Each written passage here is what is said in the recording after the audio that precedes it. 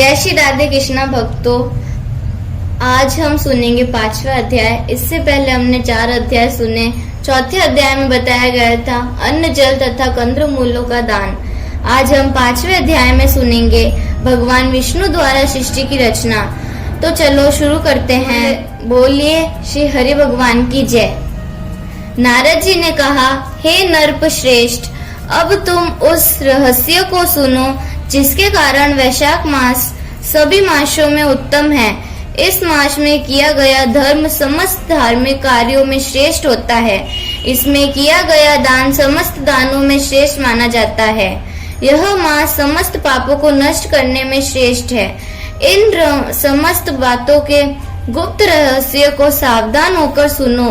हे राजन, जब सभी युगों की समाप्ति पर समस्त लोकों के स्वामी भगवान विष्णु समस्त सृष्टि को अपने उदर में रखकर शेषशाही होते हैं और योग निद्रा के वशीभूत होकर अनेकता रूपी एकता को प्राप्त होते हैं, तब एक निमेष बीतने के बाद वेदों की प्रार्थना पर भगवान अपनी निद्रा को त्यागते हैं।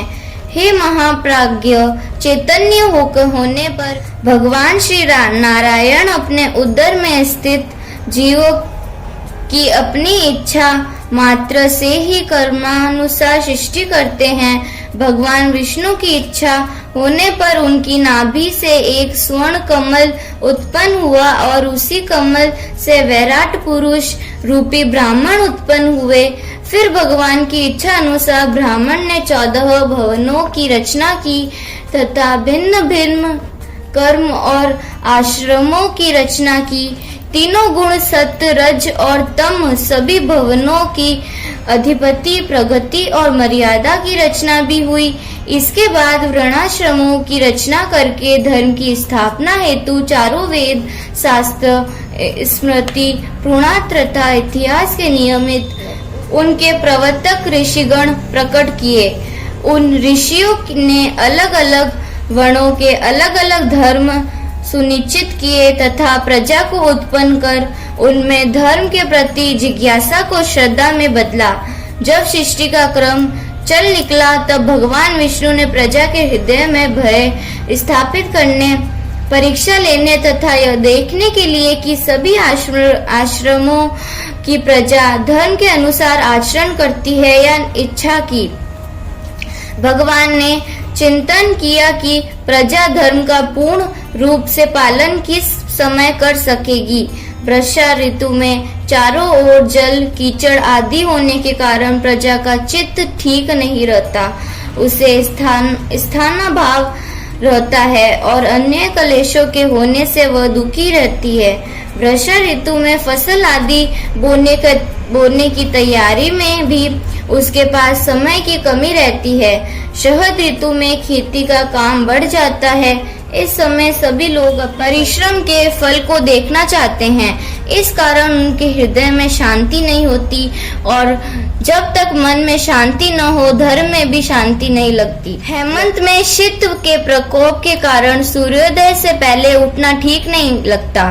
ठंड लगने के कारण जब दुख होता है तब मन में शांत नहीं रह पाता। शिशिर ऋतु में प्रातः काल शीत रहता है और फसल पकने का समय आ जाता है। इस कारण प्रजा समय पर प्रातः स्नान ध्यान नहीं कर पाती। वसंत ऋतु सब प्रकार से श्रेष्ठ सिद्ध है। इस समय न तो शीत का प्रकोप होता है न वर्षा का भय। फसल बोने की अथवा काटने की चिंता भी नहीं रहती। इस प्रकार विचार करके भगवान ने वसंत ऋतु को ही सब प्रकार से धर्म के अनुकूल माना। इस ऋतु में स्नान, दान, तप, यज्ञ, क्रिया, भोग, योग तथा सभी प्रकार के धर्म कार्य सुविधा पूर्वक किए जा सकते हैं। अस्तु यही समस्त ऋतुओं में अत्यंत श्रेष्ठ एवं धर्म के अनुकूल है। ऐसा विचार करके भगवान ने इसी ऋतु में धर्म की स्थापना करने का विचार किया। धन से सभी वस्तुएं प्राप्त होती है, धन से धर्म होता है तथा धर्म से मोक्ष मिलता है। अतः धनवानों को अपना धन सुकर्म में लगाना चाहिए और मनुष्य धर्म करता रहता है उसकी मनोकामनाएं भगवान पूरी करते हैं। अधर्मी मनुष्यों की आयु कम हो जाती है और उन्हें धन का भी अभाव रहता है।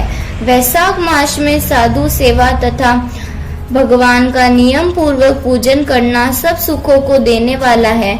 विष्णु भगवान इस मास में सब लोगों का भ्रमण करते हुए प्राणों की परीक्षा लेते हैं। जो जैसा करता है उसे वैसा ही फल देते हैं।